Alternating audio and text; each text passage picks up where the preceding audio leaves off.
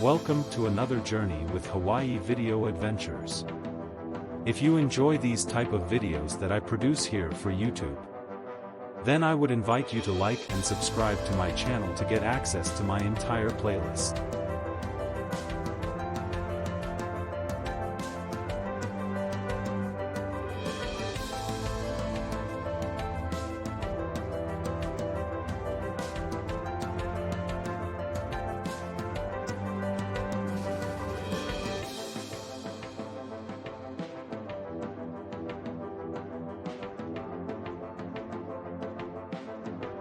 Here is an overview of the Wailuku River along with the Hawaiian legend of how it was created.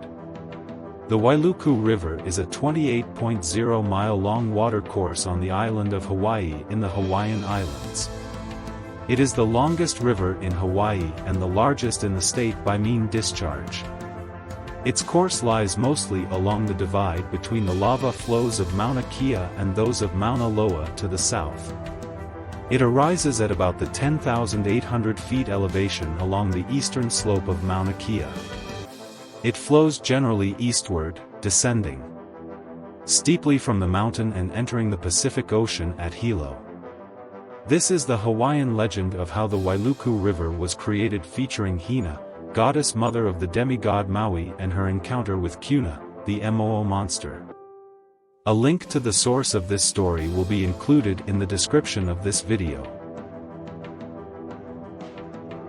Hina, goddess mother of the demigod Maui, lived in a cave concealed by the mists beneath Rainbow Falls near Hilo on the Big Island of Hawaii. Each day Hina beat and drilled her kapa cloth in the sun. Because sun gave her longer days to accomplish her work, Hina was happy and sang often. Amoo, a lizard god, named Moo Kuna, heard Hina's singing and daily climbed down from the mountain to admire her great beauty from the shadows. When he wanted Hina to notice him, Kuna sent water and boulders over the falls with a brush of his long tail. The waterfalls would then make huge splashes onto Hina's rock ledge, soaking and unraveling her kapa to shreds. Hina disliked Kuna's ugly black scaly appearance and shunned his attentiveness. This inflamed Kuna. "I will kill Hina," Kuna decided. "Maui is always close by watching over her," he thought, "but Kuna can wait." One morning, during the season of hot weather and sudden showers, Kuna watched Maui wave farewell to Hina as he paddled his canoe out to the deep-sea fishing grounds. Kuna realized Hina would be alone all day. He began his slow, menacing descent down the mountainside toward her. Unknown to Kuna and prior to his departure, Maui used his god powers to enlist the help of Cloudlet, a child of the cloud goddesses. "Change your shape and sing your warning and I will return to Hina's aid," Maui commanded. Cloudlet accepted Maui's command. Thus assured, Maui paddled his mighty canoe out to sea. Meanwhile, Hina set herself up to work on the rock ledge in front of her cave. She wanted to decorate her largest and finest kapa cloth made for sleeping. She used different design stamps out of bamboo. First, she dipped different stamps into a stone bowl of rich red dye. Next, she tapped the stamp against the side of the bowl to remove the excess dye. Then, she carefully stamped her design onto the cloth. Dip, tap, stamp. Dip, tap, stamp. As sun traveled across the sky, Hina's designs covered the kapa in a beautiful pattern. Hina was so busy that she did not notice Kuna's movements toward her. But, an uneasy feeling in Hina's tummy warned that the dark shape approaching her was dangerous.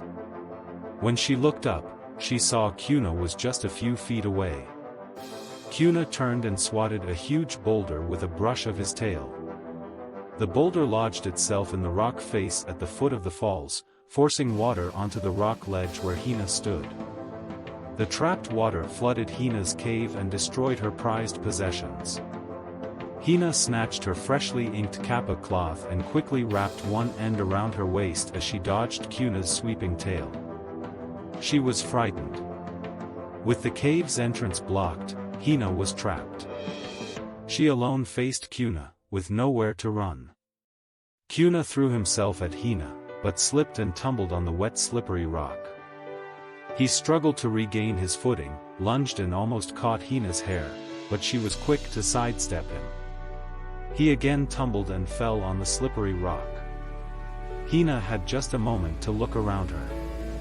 She noticed a tall sturdy tree on the opposite riverbank. If only I could swing across to that tree, Hina thought. She looked down at the wet cloth tied around her waist and had an idea. She picked up the long end, checked the cloth and found it remained tightly woven. She made a corner pocket with the long end and knotted a small rock into it, then twisted the long end into a rope. She took aim toward the tree. Using her goddess powers to stretch the kappa rope, Hina flung the rock end across the raging river toward the tree. The rock end lodged itself firmly in the tree's thick branches. Hina tested the rope and found it held firm. But Kuna regained his footing on the rock ledge and lunged a third time at Hina. This time, Hina leapt from the rock ledge and swung across the river to safety. Hina looked behind her and noticed the wet kappa cloth dripped red ink, creating a misty rainbow across the waterfalls. Above the din of the rushing water, Hina heard Kuna's angry roar. From the sky above, Cloudlet observed Kuna's attack. She quickly changed shape and whistled her distress call on the trade winds to Maui. Maui stopped fishing, listened, looked up and saw Cloudlet's signal. Angered, he quickly turned his canoe around and headed back towards the big island. With 2 powerful strokes of his mighty paddle, Maui's canoe reached the foot of the falls. At the rock ledge to Hina's cave, Maui hurled his mighty fishing spear at the lodged boulder and split it with a single blow. Spotting Hina high in a tree on the opposite riverbank, Maui turned his eyes to Kuna. Kuna was furious, but became fearful when he saw Maui. With fire in his eyes, Maui charged Kuna.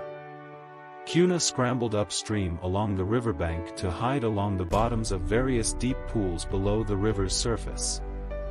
Maui tracked Kuna and threw his spear at Kuna, but missed because he was blind with anger. Kuna escaped and rushed upstream and found even deeper hiding holes in the riverbeds. Maui lost Kuna's trail and Kuna thought he was safe.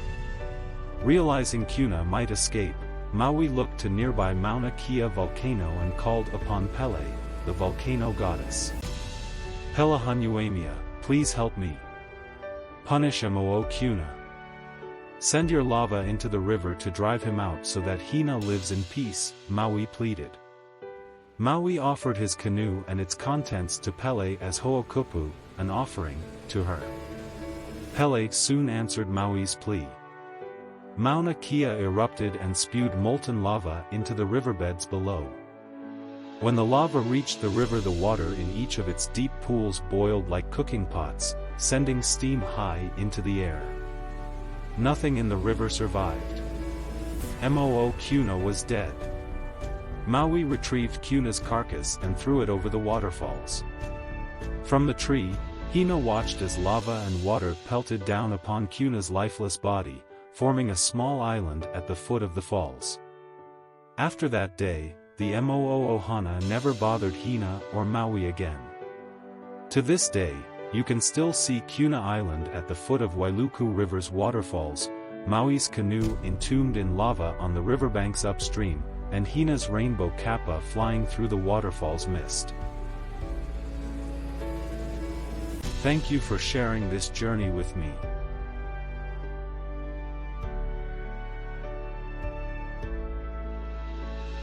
Subscribe to my channel here at hawaiivideoadventures.com to enjoy my entire playlist.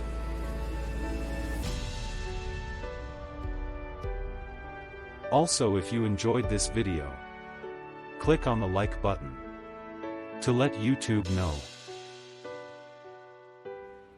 Have a great day and stay safe.